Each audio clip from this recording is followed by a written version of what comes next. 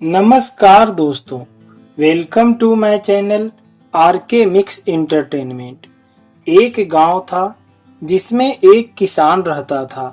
वह अपने खेतों में मेहनत तो बहुत करता, लेकिन कभी भी अपने खेतों में होने वाली फसल से वह खुश नहीं रहता था।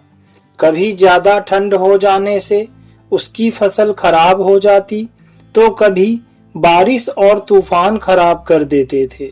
वह बहुत ही दुखी रहने लगा और एक दिन मंदिर में जाकर भगवान से बोला, हे भगवान, कभी तो आप इस मौसम को मेरे मन के अनुसार कर दो। भगवान ने उसे बोला, ठीक है, तुम्हारे गांव में जैसा तुम चाहोगे वैसा ही मौसम होगा। अब क्या था, किसान बहुत ही खुश हो गया। अब जब वो चाहता तब उसके खेतों में बारिश होती और जब वो चाहता तो धूप होती। ऐसा ही करते करते कुछ समय बीत गया। किसान ने अपने खेतों में कभी भी तूफान को आने ही नहीं दिया और वह बहुत ही खुश था कि इस बार तो खेतों में बहुत ही अच्छी फसल लग गई है। इस साल तो मुझे मुनाफा भी बहुत ज्यादा हो जाएगा। धीरे धीरे वह समय भी आ गया जब खेत में लगी फसल को काटा जाए।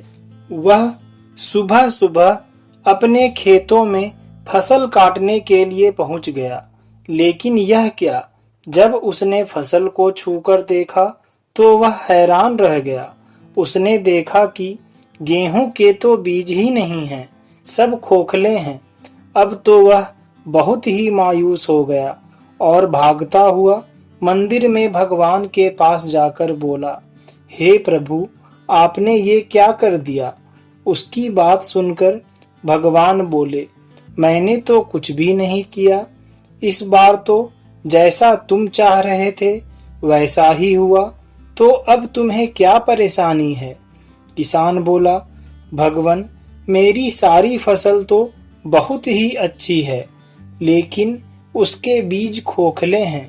उसकी बातें सुनकर भगवान बोले, तुमने सब कुछ तो बहुत ही अच्छे तरीके से किया, लेकिन तूफान तो तुम लाना ही भूल गए, जिसके कारण तुम्हारे बीज कमजोर रह गए और जब वे बड़े हुए तो वह खोखले हो गए हैं।